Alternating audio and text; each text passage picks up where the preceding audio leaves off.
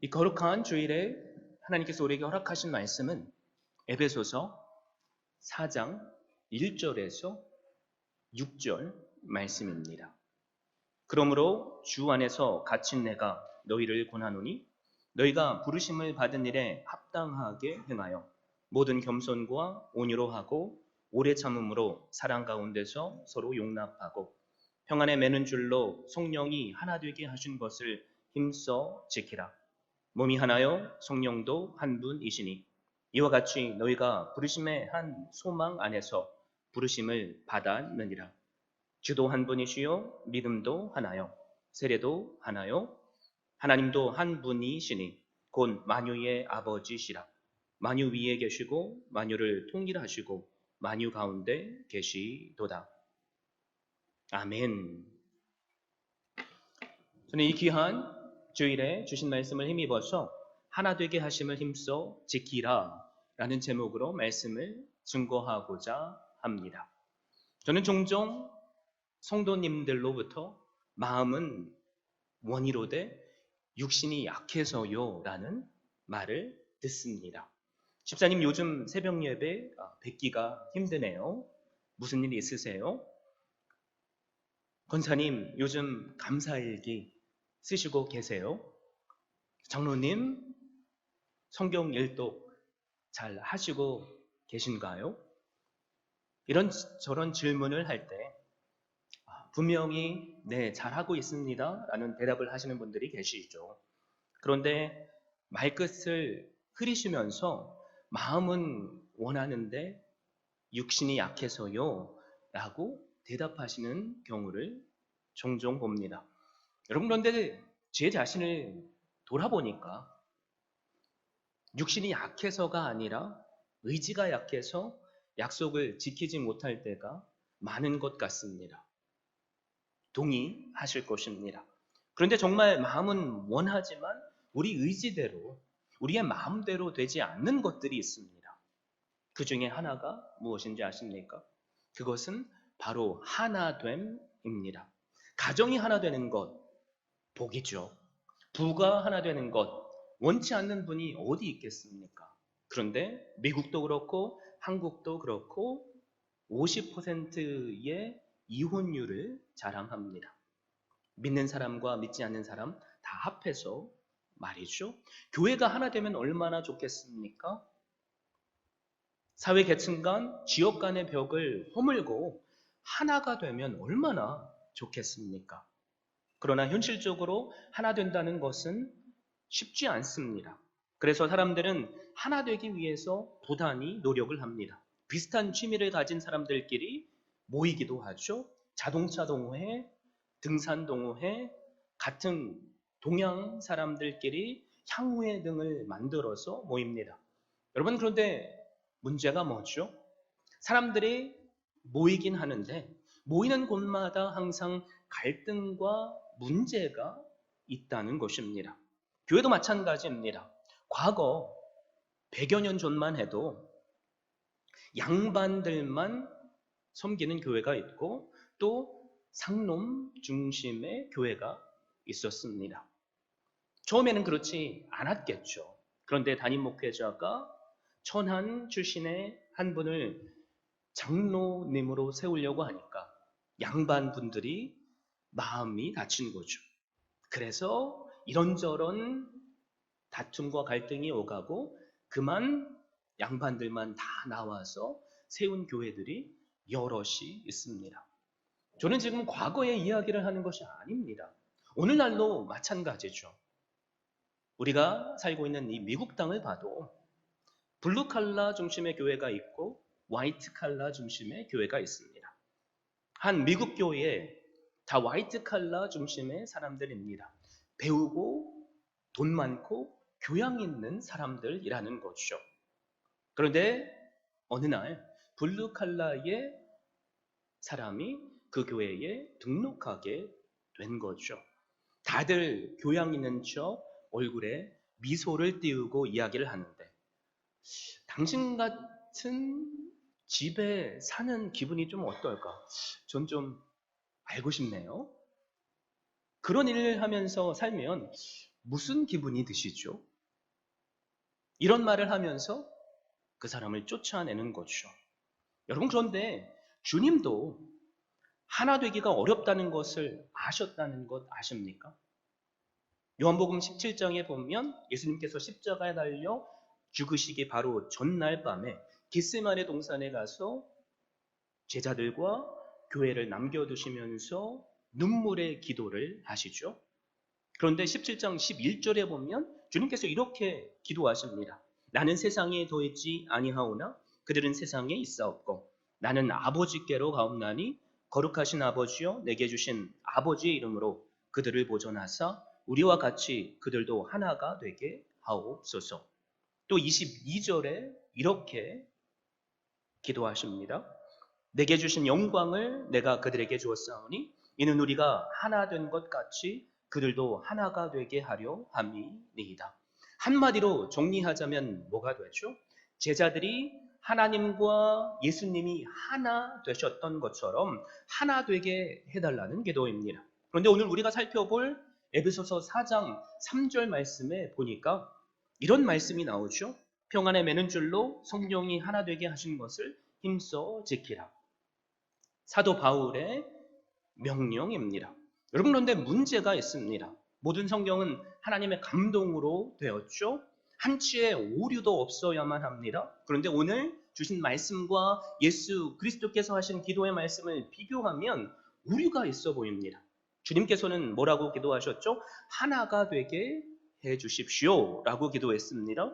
그런데 사도 바울은 하나 되게 하신 것을 너희가 힘써 지키라 라고 말합니다. 사랑하는 성도 여러분, 어떻게 생각하십니까? 성경이 잘못된 것입니까? 성경에 오류가 있습니까? 분명 아닙니다. 하나님께서 예수님께서 하신 하나 되게 하소서라는 기도에 응답하셨습니다. 그리고 성령으로 우리 그리스도를 믿는 모든 사람들을 하나 되게 해 주셨습니다. 자, 그렇다면 우리가 언제 하나가 되었는가? 그것이 중요하죠. 여러분, 결혼 기념일 기억하십니까? 한 남자와 한 여자 서로 다른 인생을 살았었죠. 그런데 결혼을 함으로 하나가 되었습니다. 자, 그렇다면 우리는 언제 하나님 안에서 하나가 되었냐는 거죠. 바로 그것은 예수 그리스도께서 십자가에 죽으시고 그의 피로 우리를 새롭게 하심으로 우리는 하나가 되었습니다. 고린도전서 12장 13절에 그래서 이렇게 선포하죠. 우리가 유대인이나 헬라인이나 종이나 자유인이나 다 한 성령으로 세례를 받아 한 몸이 되었고 또 다 한 성령을 마시게 하셨느니라. 예수님 때문에 그 십자가의 피 흘리심 때문에 우리 모두가 주님 안에서 한 가족이 되었다는 말입니다. 또 에베소서 2장 3절에 보면 전에는 우리도 다 그 가운데서 우리 육체의 욕심을 따라 지내며 육체와 마음에 원하는 것을 하여 다른 이들과 같이 본질상 진노의 자녀이었더니 라고 말합니다. 그런데 13절에 보니까 이렇게 말씀합니다. 이제는 전에 멀리 있던 너희가 그리스도 예수 안에서 그리스도의 피로 가까워졌느니라. 그는 우리의 화평이신지라 둘로 하나를 만드사 원수된 것 곧 중간에 막힌 담을 자기 육체로 하시고 예수 그리스도의 피가 우리를 구속하셨다는 말입니다. 그리고 우리를 하나 되게 하셨다는 것입니다. 사도 바울은 그러면서 예수님의 기도, 우리가 하나이듯 제자들도 하나 되게 해달라는 기도가 어떻게 이루어졌는지 4절에서 6절 말씀을 통해서 우리로 깨닫게 합니다. 제가 읽습니다. 몸이 하나요 성령도 한 분이시니 이와 같이 너희가 부르심의 한 소망 안에서 부르심을 받았느니라. 주도 한 분이시요 믿음도 하나요 세례도 하나요 하나님도 한 분이시니 곧 만유의 아버지시라. 만유 위에 계시고 만유를 통일하시고 만유 가운데 계시도다. 여러분, 우리가 일반적으로 삼위 되시는 하나님을 말할 때 어떤 분을 가장 먼저 말하죠? 성부 하나님을 먼저 이야기를 하고 또 성자 예수님을 그 다음에 그리고 성령 하나님을 제일 마지막에 이야기를 합니다. 그런데 오늘 주신 말씀을 보니까 사도 바울은 가장 먼저 성령 하나님을 말씀하고 그 다음에 성자 그리스도를 말씀하고 그리고 마지막에 성부 하나님을 말씀합니다. 여러분, 여기에는 분명한 이유가 있습니다. 우리 모두가 하나님을 경험한 순서대로 그것을 강조하기 위해서 말하고 있는 거죠.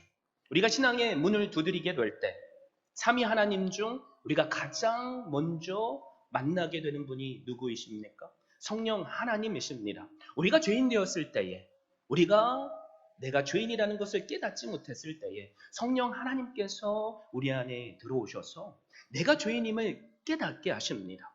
전에는 몰랐는데 십자가의 복음을 들으니까 내가 죄인이구나. 내가 죽으면 나에게는 영원한 심판이 기다리고 있구나.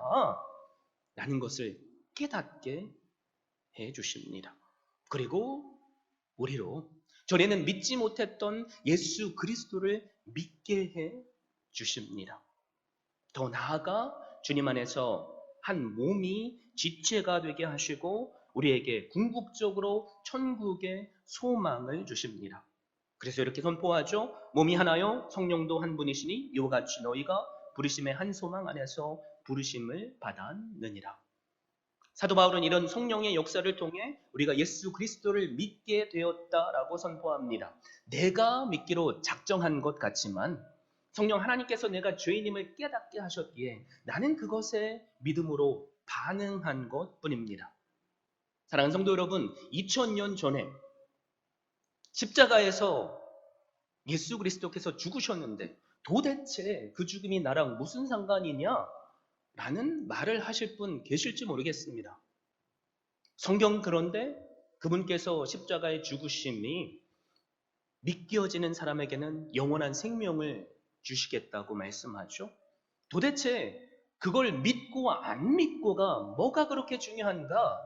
라는 말씀을 또 하실 분 계실지 모르겠습니다. 여러분, 그런데 내가 그 예수님을 믿지 않으면 내 죄에 대한 책임을 온전히 내가 져야만 합니다. 언젠가 한번 제가 새벽 예배 때 말씀을 드렸을 텐데 우리는 때로는 식당에 가기도 하죠. 함께 모여서 맛있는 식사를 하고 집에 가려고 할 때 계산을 해야 되죠. 계산을 하려고 지갑을 빼고 카드를 짠 뽑았는데 거기에 종업원이 아까 저쪽 테이블에 계신 분이 다 값을 지불해 주셨습니다 라고 말해준다면 이게 웬 횡재야? 그래요? 감사하네요. 이렇게 대부분 말하시죠? 그런데 막 우리가 화를 내면서 내가 저 사람 누군지도 모르는데 왜 돈을 내? 나 거지라고 무시하는 거야? 라고 말하는 분들이 있다면 그 음식값을 내가 다 책임을 져야죠. 예수 그리스도의 십자가가 바로 이런 의미입니다. 예수님께서 나의 죄를 다 지시고 십자가를 지셨다. 우리가 그것만을 믿을 수 있다면 이제는 나의 죄의 문제에서 우리는 자유할 수 있습니다. 영원한 생명을 누리게 됩니다. 이 시간 혹시 예수님이 구주로 믿겨지지 않으시는 분이 계십니까? 여러분께 권면드립니다. 남이 나를 위해서 밥값을 계산한 것만 좋아하시지 마시고 감사해 하시지 마시고 예수 그리스도께서 나의 죄값을 다 대신 치르셨고 또 나를 구원하셨음을 믿으시기 바랍니다. 그래서 성령 하나님께서 주시는 평안, 그 천국을 날마다 누릴 수 있게 되시기를 주님의 이름으로 축원드립니다. 성령 하나님께서 우리에게 오셔서 예수 그리스도를 믿게 하셨죠. 그리고 예수 안에서 우리가 한 몸이 되게 하셨습니다. 그리고 6절에 뭐라고 선포합니까? 하나님도 한 분이시니 곧 만유의 아버지시라. 만유 위에 계시고 만유를 통일하시고 만유 가운데 계시도다 라고 선포합니다. 우리가 한 성령 하나님의 부르심을 받았죠. 예수 그리스도로 죄사함을 받았다면 성부 하나님께서 우리 한 사람 한 사람을 통일시켜 주신다라는 말입니다. 여기서 말하는 통일, 하나가 되게 하신다는 거죠. 여러분, 그런데 한번 생각해 보십시오. 내가 예수 그리스도를 믿은 이후에 내 가정이 하나가 되었습니까? 우리 교회가 하나가 되었습니까? 이 사회가 하나가 되었습니까? 아니죠. 남편과 아내 사이에서도 같은 하나님을 믿지만 갈등이 있습니다. 그래서 우리의 머릿속에는 수십 번, 수천 번 이런 생각이 들죠. 확 그냥 갈라서 버려. 아, 내가 진짜. 교회도 마찬가지입니다. 신앙생활을 하는데 이 사람이 하는 말과 내 말하는 스타일이 다르죠.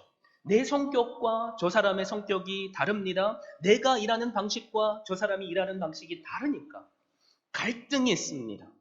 그럴 때 우리가 가장 쉽게 할 수 있는 것 무엇이죠? 떠나면 되죠. 끊어버리면 됩니다. 그런데 문제는 여기 떠났다가 돌아오신 분 혹시 계시면 아시겠지만 떠났다고 마음이 편한 게 아니라는 거죠. 나 혼자 내 자신을 가둬놓는다고 마음이 편하지 않다는 것입니다. 그럴 때 우리는 어떻게 해야만 합니까? 교회는 나오는데 저 먼지 서서 얼마나 잘하나 한번 보자.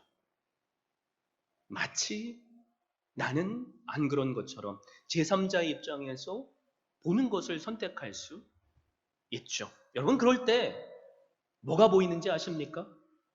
잘못한 것들이 보입니다. 우리가 바둑을 두거나 또 장기를 둘 때 당사자들은 무슨 잘못을 하는지 모르죠. 그러니까 이것이 가장 좋은 수라고 생각해서 이 자리에 놉니다. 그런데 제3자의 입장에서 보면 저거 아닌데 지금 장기를 두는 사람, 바둑을 두는 사람이 나보다 더 실력이 좋음에도 불구하고 밖에서 보면 내가 더 잘 보인다는 거죠. 그래서 제3자의 입장에서 어떤 분들이 저에게 말을 하실 때 맞습니다. 다 옳은 말씀을 하십니다. 그런데 문제는 그분도 공동체 안에 속하게 되고 함께 부딪히며 일하게 되면 똑같은 잘못을 할 수밖에 없습니다. 내 눈에는 안 보인다는 거죠. 제3자의 입장에서 잘하나 못하나 보는 것, 해결책이 될 수 없습니다. 우리는 원하든 원하지 않든 성령 하나님께서 평안에 매는 줄로 우리를 하나로 묶어주셨기 때문에 함께 교제하며 함께 한 교회를 섬겨야만 합니다. 내가 싫다고 끊어버릴 수 없다는 거죠. 사랑하는 성도 여러분, 우리 자신을 한번 돌아봅시다.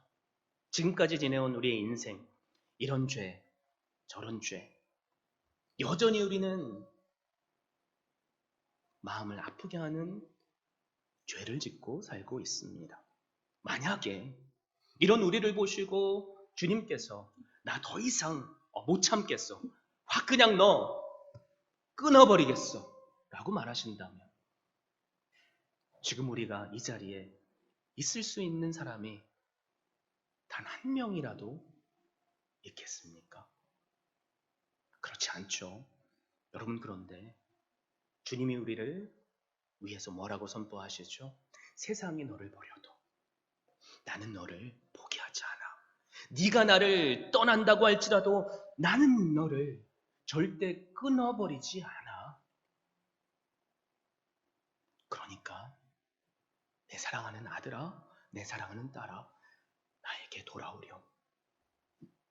우리가 탕자가 되어서 주님을 떠났어도 깨닫고 회개하고 돌아오면 주님은 우리를 받아주십니다. 이것이 하나 되게 하시는 아버지 하나님의 사랑입니다. 사랑하는 성도 여러분, 이 주님을 이 시간 믿을 수 있기를 바랍니다. 그래서 우리로 하나 되게 하시며 그 안에서 평안을 누리게 하시는 그 놀라운 사랑 매일매일 경험하실 수 있기를 바랍니다. 그런데 계속 우리가 질문해야 될 것이 있습니다. 그렇다면 우리는 어떻게 하나 되게 하신 것을 지킬 수 있냐는 거죠. 2절에 네 가지 중요한 단어가 나오죠. 모든 겸손과 온유로 하고 오래 참음으로 사랑 가운데서 서로 용납하라. 자동차가 제대로 굴러갈 수 있는 것은 바퀴가 4개가 있기 때문이죠. 바퀴 하나라도 빠지면 그 자동차는 제대로 굴러갈 수 없습니다. 교회라는 차도 마찬가지입니다. 겸손, 온유, 오래 참음, 사랑의 용납이라는 바퀴가 있어야만 합니다. 그러므로 우리가 하나 되게 하신 것을 힘써 지키기 위해서는 첫 번째, 겸손해야만 합니다. 겸손은 나 자신보다 남을 존귀하게 여기는 것입니다. 겸손의 그래서 반대말이 뭐죠? 교만입니다.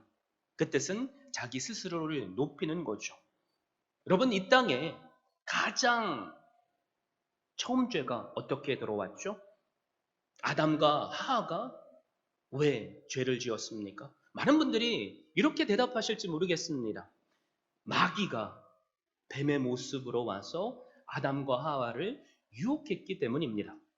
분명 맞는 말이죠. 여러분, 그런데 마귀의 책임이 아니죠. 내가 하나님처럼 되고 싶다는 그 유혹에 넘어가 교만이라는 죄를 아담이 하와가 지었기 때문입니다. 누군가가 나에게 너 이 사탕 먹어 라고 말한다면 나는 거부할 수 있는 힘이 있죠. 아담과 하와는 거부할 수 있는 힘이 있었지만 하나님처럼 되고 싶었기 때문에 죄를 범하게 된 것입니다. 바로 교만이 이렇게 무서운 죄입니다. 고당 조만식 선생님이 일제시대 평양지방 산정현교회 수석 장로로 심무하실 때 있었던 일입니다. 이 조만식 선생은 주기철이라는 젊은 목사를 청빙해서 섬기게 됩니다. 그런데 이 주기철 목사님은 이 고당 조만식 선생의 오랜 제자라는 것이죠. 아들뻘 되는 나이입니다. 그런데 어느 날 이 장로님이 예배 시간에 늦었습니다. 그러자 예배를 인도하시던 주기철 목사님이 조장로님 예배 시간에 늦었으니까 저 뒷자리에 서서 예배를 드리십시오. 모든 교인들이 보는 앞에 그런 말을 한 거죠. 저 같으면 그렇게 못할 것 같습니다. 뒷감당을 제가 어떻게 하려고요?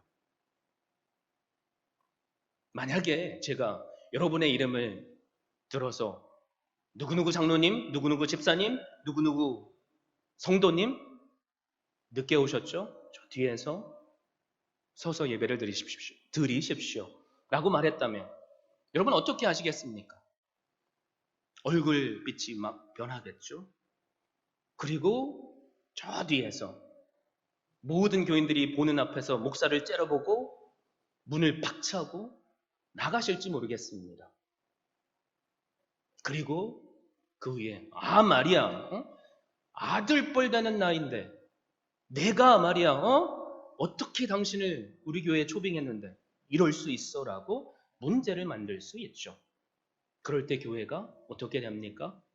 목사와 성도가 하나 될 수 없기에 교회는 갈라질 수밖에 없습니다. 그런데 놀라운 것은 이 장로님은 그 말을 듣고 얼굴색 하나 변하지 않고 저 자리에서 처음부터 끝까지 예배를 드리셨답니다. 그런데 엎친 데 덮친 격으로 목사님이 다 예배를 인도하시고 장로님 마지막으로 기도해 주십시오 라고 말했답니다. 그때 그 장로님이 하신 기도가 뭐냐면 하나님 나의 죄를 용서해 주옵소서. 거룩한 주일에 하나님 만나는 것보다 사람 만나는 것을 더 중요시한 죄를 용서하옵소서. 그 모습을 본 성도들이 하나하나 흐느껴 울기를 시작했고 어느덧 교회는 울음바다가 되었답니다. 그리고 이 장로님을 더욱더 존경하게 되었고 또 교회가 하나가 되었답니다. 사랑하는 성도 여러분, 바로 우리가 추구해야 할 겸손이 이런 모습입니다. 아무리 목사가 나보다 나이가 적다고 할지라도 내 아들뻘이라고 할지라도 예배의 주인은 하나님이시기에 하나님께 대하듯 겸손하게 예배를 드리는 것, 우리가 닮아야 할 겸손의 모습 아니겠습니까? 그래서 어거스틴은 뭐라고 선포하죠? 천사를 마귀로 만든 것은 교만이며 인간을 천사로 만든 것은 겸손이라. 모든 겸손으로 우리가 하나 될 수 있기를 바랍니다. 두 번째, 우리가 하나 되게 하신 것을 지키기 위해서는 우리는 온유해야만 합니다. 온유라는 뜻, 유약한 자라는 뜻이라고 우리가 생각할 수 있지만 power under control 이라는 뜻이 있습니다. 힘이 통제된 능력이라는 거죠. 그래서 원래의 뜻은 야생마가 길들여져서 주인의 말에 순종한다는 뜻입니다. 감정이 쉽게 폭발할 수밖에 없는 것이 우리 인간이죠. 그래서 때로는 나도 모르게 화가 나고 때로는 나도 모르게 오해가 돼서 다 포기하고 싶을 때가 있습니다. 그럴 때 우리는 내 감정을 컨트롤해야만 합니다. 이것이 성경에서 말하는 온유입니다. 내가 화내고 싶을 때 화를 내는, 그리고 내가 하고 싶은 말을 다 하는 것, 그럴 때마다 기억하십시오. 우리는 예수 그리스도의 몸을 찢는 일을 하는 것입니다. 중국 교회와 세계 선교에 큰 영향을 끼친 바 있는 워치만 리, 에베소서 강해라는 강해서를 썼습니다. 거기에 나온 한 그리스도인의 간증을 여러분께 소개를 시켜드립니다. 이 사람은 중국 남부 구릉지대에서 벼농사를 짓는 사람입니다. 지역교회의 큰 일꾼이었답니다. 그런데 벼가 한창 자라는 시기에 어느 날 아침에 자기 논에 가보니까 자기 이웃사람이 자기 논구렁에 구멍을 크게 내서 논에 물을 다 자기 논으로 흘러가게 했다는 거죠. 그래서 열받았지만 그리스도인이니까 그것을 다시 원상복귀를 해놨답니다. 그리고 하룻밤을 잔 거죠. 아침에 또 나와보니까 아니나 다를까 그 사람이 또 이만한 구멍을 내놔서 물을 다 가져간 거죠. 하루도 아니고 이틀도 아니고 이런 일들이 반복이 됩니다. 그리스도인이니까 교회 지도자들에게 도움을 요청하고 기도해달라고 말하기 위해서 교회에 와서 기도 제목을 나눴습니다. 그 말을 들은 교회 지도자가 한참 동안 기도하고 고민한 후에 이런 말을 해줬답니다. 형제여, 당신은 아무 잘못이 없어. 형제가 항의를 해서 권리를 찾는 것은 올바른 일이라고 생각하오. 그러나 형제여, 형제는 주께서 우리가 올바른 일을 하는 것으로 만족하실 것이라고 생각하시는지 묻고 싶소. 주께서는 올바른 일보다도 더 위대한 일을 원하시지는 않을지 기도해 보시라고 말씀드리고 싶소. 그래서 이분은 자기 집에 돌아가서 하나님께 기도를 드렸답니다. 그리고 마음에 하나님께서 주시는 확신이 있어서 그 다음날 새벽 일찍 나가서 내가 내 논에 물을 채우면서 원상복귀한 것을 마치 이웃 사람의 입장이 되어서 구멍을 크게 내고 그 물이 이웃 사람의 논에 흘러 들어가게 했답니다. 그러면 좀 기적이 일어나야 될 텐데 아무런 기적이 일어나지 않았답니다. 그래도 하나님께서 주신 확신의 마음이니까 그렇게 했는데 어느 날 아침에 논에 가보니까 내가 원상복귀를 해놓지 않았는데도 그 사람이 자진해서 자기 논에 있던 물을 자기 논으로 다시 돌려보내줬답니다. 감사한 일이죠. 그렇게 며칠이 지났는데 그 이웃이 찾아와서 도대체 당신은 왜 스스로 내 논에 당신 논에 물을 주었습니까? 라는 질문을 했답니다. 그러자 이 그리스도인이 이런 대답을 한 거죠.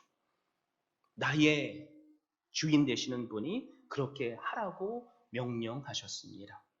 그러자 그 이웃이 놀라면서 도대체 당신의 주인이 누굽니까? 라고 물어봅니다. 그러자 이 그리스도인은 이때가 기회라고 확신해서 자신이 믿고 있는 그리스도를 간증했답니다. 그런데 하나님께서 그 상황을 놀랍게 사용하셔서 그 이웃을 그리스도인이 되게 하셨고 또 한 교회의 지체가 되게 하셨답니다. 올바른 일이 아니라 위대한 일을 하는 것. 여러분, 바로 이런 모습이 우리가 추구해야 할 온유의 모습 아닙니까? 분명히 우리는 올바른 말을 교회에서 할 수 있죠.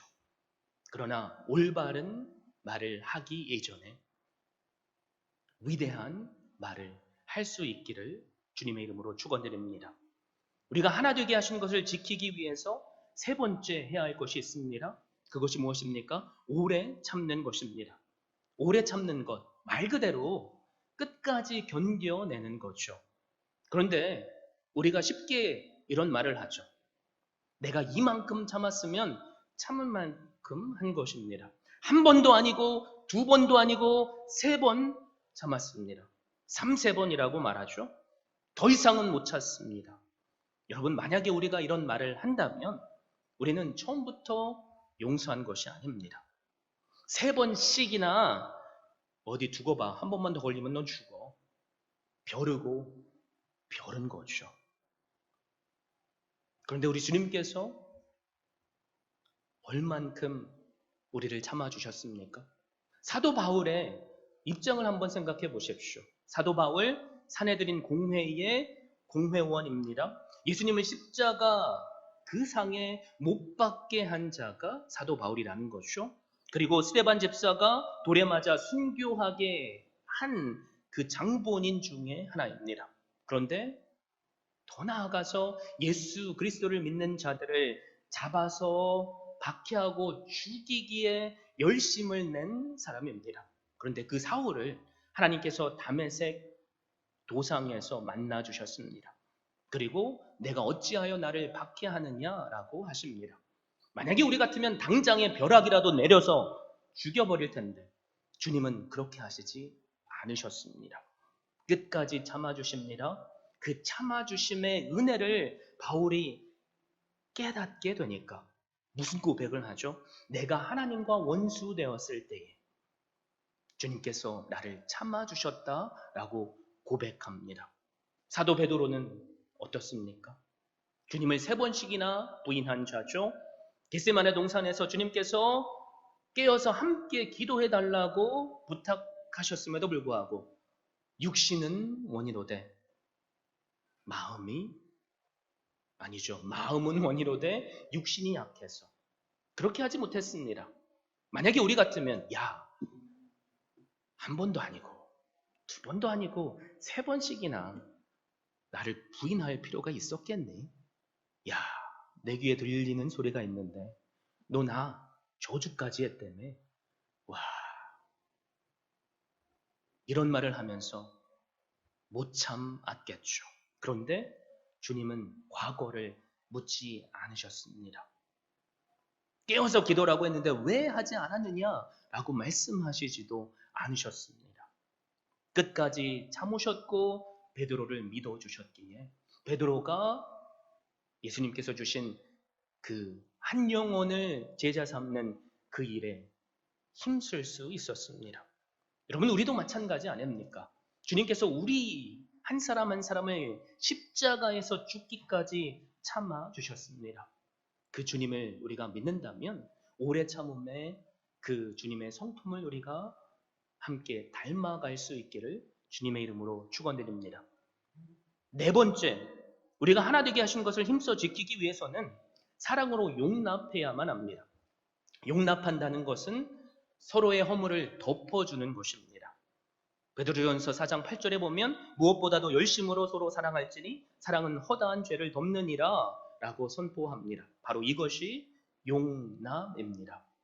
팔복 그 말씀을 할 때 제가 자세하게 설명을 드렸었습니다.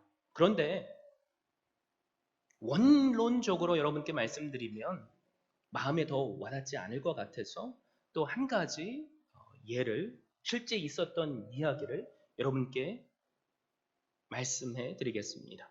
마이클 야코넬리의 영성이라는 책에 나오는 실제 이야기입니다. 영국의 한 목사가 어느 주일 설교를 다 마치고 광고하는 시간에 충격적인 말을 했답니다. 여러분, 저는 더 이상 기독교를 믿지 않기로 했기에 사임하겠습니다. 와, 만약에 제가 이 자리에서 광고 시간에 여러분에게 이런 말을 한다면 여기저기서 웅성웅성 되겠죠? 그리고 충격에 여러분 빠지셨을 것입니다. 그 교회의 성도들도 마찬가지였다는 거죠. 그래서 장로들을 중심으로 온 교회 성도들이 모입니다. 그리고 회의를 합니다. 그 목사님이 생각할 때 자신을 이제 파면시키겠구나라는 생각을 했답니다. 어찌 보면 당연한 거죠. 하나님을 믿지 않는다라고 선포하는 목사를 어떻게 받아주겠습니까? 그런데 그 성도들은 이런 말을 합니다. 목사님, 기독교는 진리가 아니라는 결정을 내리기까지 몹시 힘들었을 줄 압니다. 하지만 우리는 기독교가 진리라고 믿습니다. 우리는 이 사실을 너무나 분명하게 확신하고 있기에 목사님이 계속 우리 교회에 남아주기를 원합니다. 대신에 매주 우리에게 기독교에 대한 목사님의 의혹을 말씀해 주십시오. 우리가 목사님과 논쟁할 수 있다고 생각하기 때문이 아닙니다.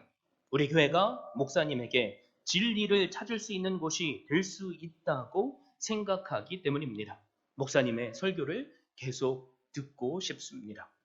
여러분, 그런데 1년도 아니고 2년도 아니고 3년 동안 이 목사는 자신이 의심하고 있는 것에 대해서 매주 설교를 했답니다. 어떻게 죽은 사람이 살아날 수 있겠습니까? 어떻게 사람이 물 위를 걸을 수 있겠습니까? 이런 의심의 설교를 한 거죠. 저는 그 교회 성도님들이 대단한 분들이라고 생각합니다. 만약 우리가 그런 설교를 듣는다면 한 명, 두 명 교회를 떠나지 않았겠습니까? 그런데 그들은 3년 동안 묵묵히 그 목사님을 품어줬답니다. 그런데 어느 날 이 목사님이 설교를 하다가 눈물을 머금고 있는 성도들의 눈을 보게 됩니다.